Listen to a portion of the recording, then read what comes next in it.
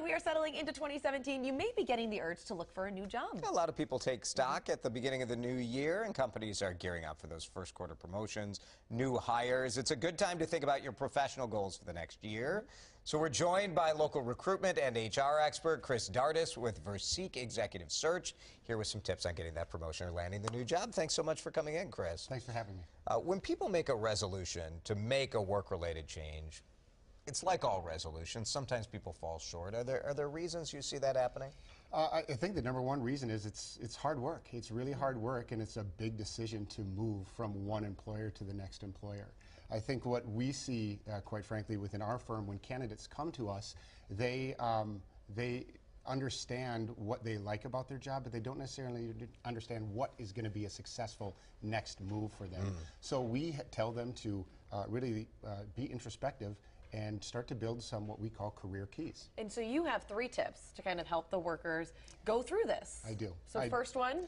So the first one is really self-exploration in terms of what makes me most engaged in my work from a day-to-day basis. If you can identify what work you do on a daily basis that makes you the most energized, that's a great start to your first career keys.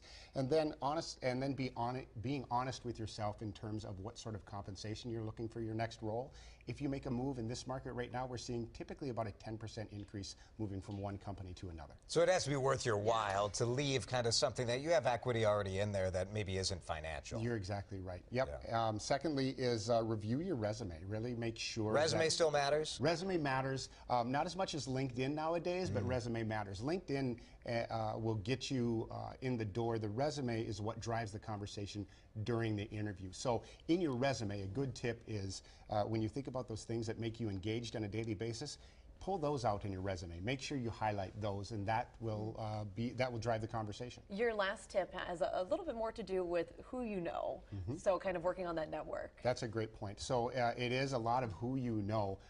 So when I say activate your network, what I mean by that is talk to your friends, talk to your family, talk to your co-workers who you're comfortable talking about in making a move. Oftentimes they're going to know of good companies to work for and maybe opportunities that are hiring. We want to quickly give people 3 tips that you have when you land that interview, because we know you're going to get the interview. Yes. What should you do to knock it out of the park? Number 1, investigate the job, investigate the company. Make sure you're familiar with news releases that have been released, and then also investigate the person that you are going to be interviewing with.